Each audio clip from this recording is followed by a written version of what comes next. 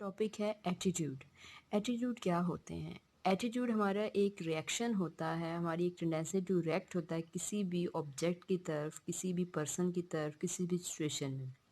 हम simple way में ये कह सकते हैं कि एटीट्यूड एक हमारा रिएक्शन है जिसमें इंसान जो चीज़ किसी चीज़ के बारे में फ़ील करता है, किसी पर्सन के बारे में, किसी सिचुएशन के बारे में, तो उस हिसाब से अपना रवैया रखता है, उस हिसाब से एक्ट करता है। एटीट्यूड और बिलीव का आपस में एक स्ट्रॉन्ग रिलेशन है। अगर हमारे बिलीव स्ट्रॉन्ग होंगे, हमारे बिलीव अच्छे होंगे, पॉजिटिव होंगे किसी चीज़ के बारे में, तो हमारा एटीट्यूड भी स्ट्रॉन्ग होगा उस चीज़ के बारे में और हमारा एटीट्यूड पॉजिटिव होगा। अगर हम ये बिलीव करते हैं कि हम ये काम नहीं कर सकते, हमें प्रॉब्लम आता है, हम बार बार हार जाते हैं, हम विन नहीं कर पा रहे, तो हमारा एटीट्यूड भी ऐसा ही हो जाएगा, हमारा एटीट्यूड नेगेटिव हो जाएगा उस चीज़ के बारे में। बिलीव से एटीट्यूड पैदा होता है, बिलीव से एटीट्यूड बनता है। हर चीज़ के शुरू में प्रॉब्लम आते हैं। अगर आप उस चीज़ को, उस प्रॉब्लम को अपने सर पर सवार कर लेंगे कि मैं नहीं कर सकता, तो आप डिप्रेशन का शिकार हो जाएंगे। सुसाइड्स भी इसी वजह से होते हैं, डिप्रेशन का शिकार भी लोग इस वजह से होते हैं।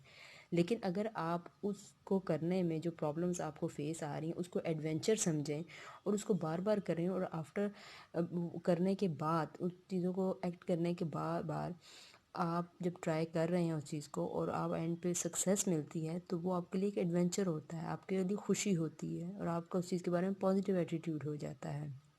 अगर हम प्रॉब्लम को एडवेंचर बना लिया, या प्रॉब्लम को हमने अपने लिए एक गोल बना लिया कि इसको मैंने अब सॉल्व करना है, तो उसके थ्रू फिर हम अपने गोल को अचीव कर लेते हैं। लेकिन अगर हमें कोई प्रॉब्लम फेस करना पड़ती है, कोई प्रॉब्लम हमारी आती है, तो अगर हम परेशान हो जाते हैं तो हम उसका सलूशन कभी नहीं ढूंढ पाते।